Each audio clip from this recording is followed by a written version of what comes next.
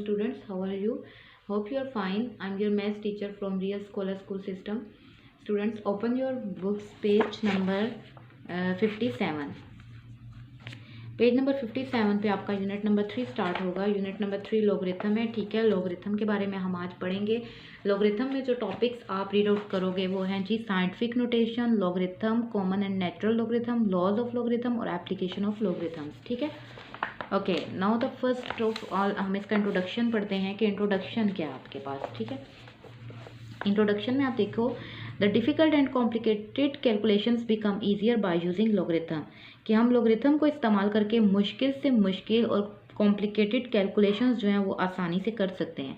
अब सबसे पहले आपको ये पता हो वर्ड जो लॉगरिथम है ये किसने कब और कैसे यूज़ किया था। तो आप देखो अबू मोहम्मद मूसा अल ख्वारिज़मी, ठीक है। आप लोगों ने इसके बारे में पढ़ा है बायो में भी। ये first give the idea of logarithm, सबसे पहले अल ख्वारिज़मी ने आइडिया ऑफ लॉगरिथम दिया था।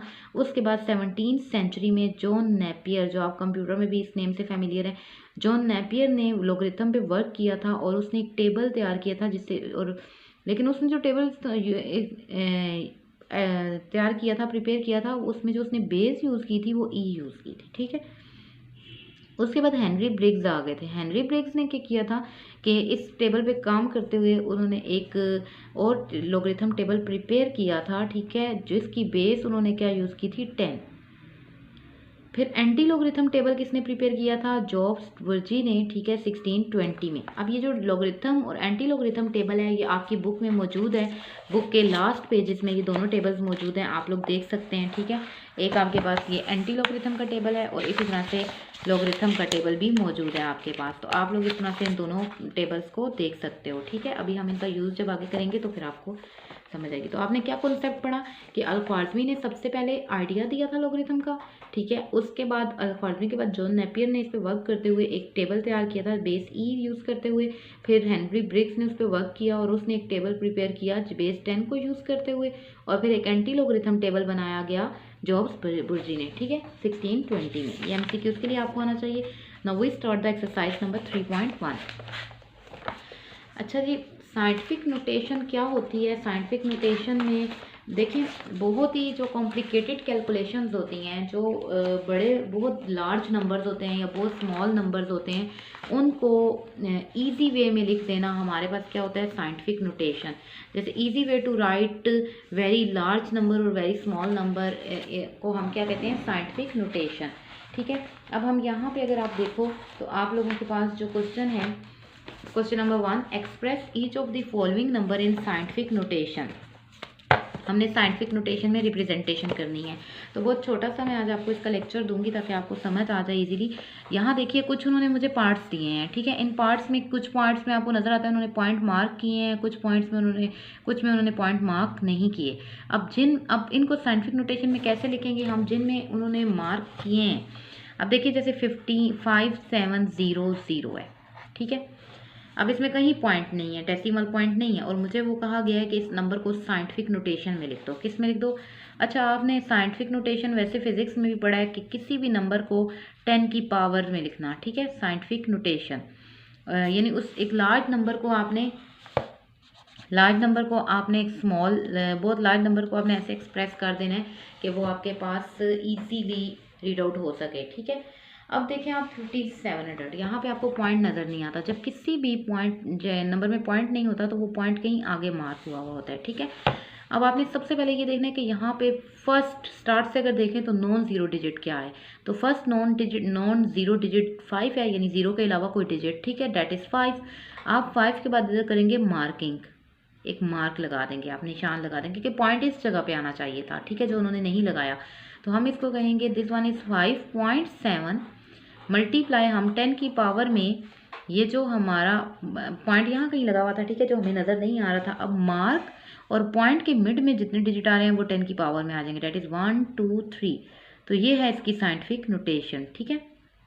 अब हमारा मार्क देखें, मार्क हमारा किस तरफ गया है? हमारा मार्क गया है जी लेफ्ट साइड पे। अगर लेफ्ट साइड पे जाए तो 10 की पावर पॉजिटिव आती है, और अगर मार्क हमारा राइट साइड पे जाए तो 10 की पावर के साथ माइनस का साइन आता है, ठीक है। अब देखें जैसे इसका पार्ट 2 मैं आपको करके दिखाऊंगी। दिस वन इज 49 800 और 1000, ये आपके पास है। अब इसमें कहीं पे पॉइंट नहीं लगा हुआ, ठीक है, तो इट मीन्स पॉइंट कहीं यहाँ मार्क कर रहे हैं। अब फर्स्ट नॉन ज़ीरो डिजिट क्या है, 4 के बाद यहाँ मार्किंग होनी चाहिए।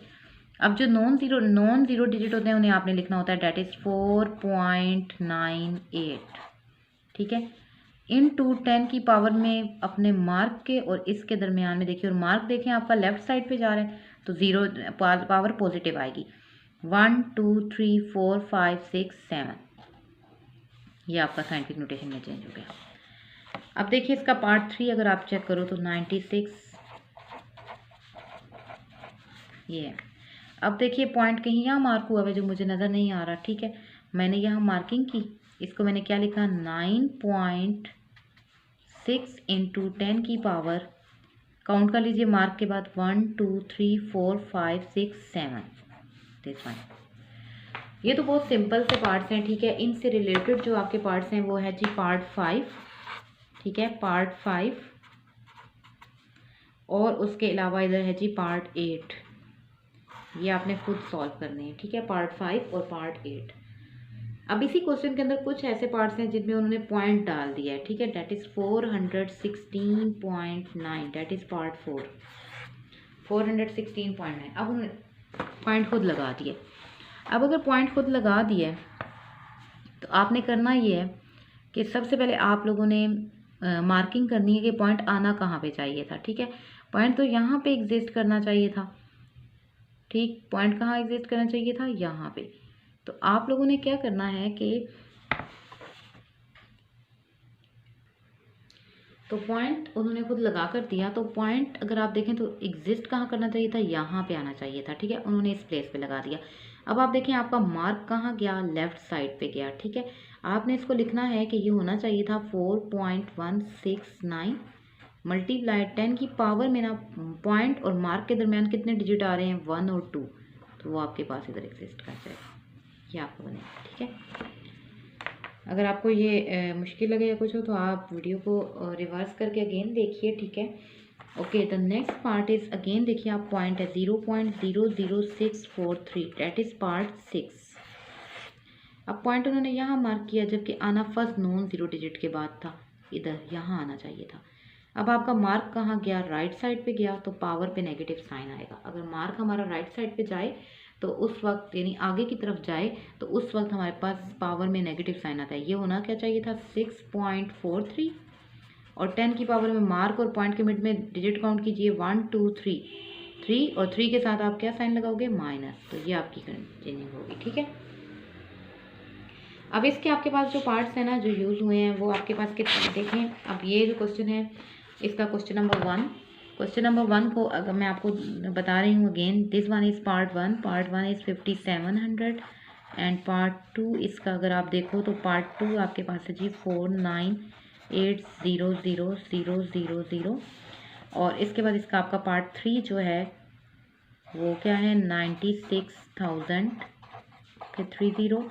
उसके बाद पार्ट 3 के बाद आपके पास इसका पार्ट 5 है, डेट इज़ 83,000। पार्ट 5 के बाद इसका आपके पास है जी part number 8 and the part 8 is 60। ये वो पार्ट्स हैं जो आपके पास विदाउट डेसिमल पॉइंट हैं, ठीक है। तो आपने सिंपल ये करना है, मार्किंग की, ठीक है, कहाँ पे पॉइंट आना चाहिए, हर पार्ट में मार्क किया, फर्स्ट नॉन ज़ीरो डिजिट के बाद आना चाहिए, मार्किंग कर दी। मार्किंग करने के बाद इसको लिखा आपने 5.7 और 10 की पावर में आगे जितने डिजिट हैं डेट इज़ 3, इन सब को आपने ऐसे ही करना है, ठीक है, 5 के 8 तक को। अब रिमेनिंग जो डेसिमल पार्ट वाले हैं उनमें 2 केसेस आपने देखने हैं। एक ये कि अगर आपके पास इस फॉर्म में क्वेश्चन हो 416.9 और अगर आपके पास स्टार्ट में 0 लगे हुए हों,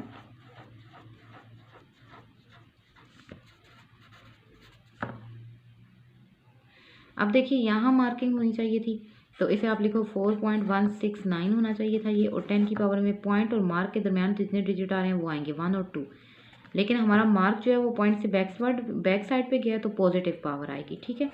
जबकि यहाँ पे अगर देखिए हमारा मार्क जो है वो पॉइंट से कहाँ जा रहा है, आगे जा रहा है। अगर पॉइंट हमारा मार्क पॉइंट से आगे जाए तो हमने इसको होना तो ये चाहिए था 3.95, और 10 की पावर में आप काउंट करो 8 0 हैं और 9 डिजिट टोटल बनते हैं, 9 बने, लेकिन हमारा मार्क क्या किया, पॉइंट से आगे राइट साइड पे गया, ठीक है। फॉरवर्ड डायरेक्शन में गया तो नेगेटिव साइन आ जाएगा, 10 की पावर -9। इस तरह से आपने इस क्वेश्चन को करना है। इसका एक लास्ट पार्ट है, ठीक है। उस पार्ट को अगर आप देखें तो वो है 275,000 डिवाइडेड बाय 0.0025। ये अब न्यूमरेटर में ऐसी वैल्यू एग्जिस्ट कर रही है जिसमें पॉइंट है नहीं, तो आपने सिंपल मार्किंग करनी है। मार्किंग करके आपने इसको लिखना है 2.75 और 10 की पावर, यहाँ पे से लिखेंगे 2.75, 10 की पावर में 3 और 2 5, 10 की पावर 5 डिवाइडेड बाय, यहाँ पे इधर आना चाहिए था पॉइंट, यानी ये होना चाहिए था 2.5 और 10 की पावर में पॉइंट और मार्क के दरमियान जितने डिजिट आ रहे हैं डेट इज़ 1 2 3। लेकिन आप डिसाइड ये करना है कि मार्क आगे गया है या पीछे। तो देखिए मार्क फॉरवर्ड डायरेक्शन में गया है, तो इट मीन्स नेगेटिव साइन आ जाएगा, तो ये आपकी साइंटिफिक नोटेशन में चेंज हो जाएगी। तो आपने 3.1 का क्वेश्चन नंबर 1 कंप्लीटली करना है। टोटल इसके 10 पार्ट्स हैं। 10 पार्ट्स में से जो मैंने होमवर्क पार्ट्स दिए हैं वो भी कंप्लीट करने हैं, ठीक है। ओके क्लास, अपना ख्याल रखिएगा। अल्लाह।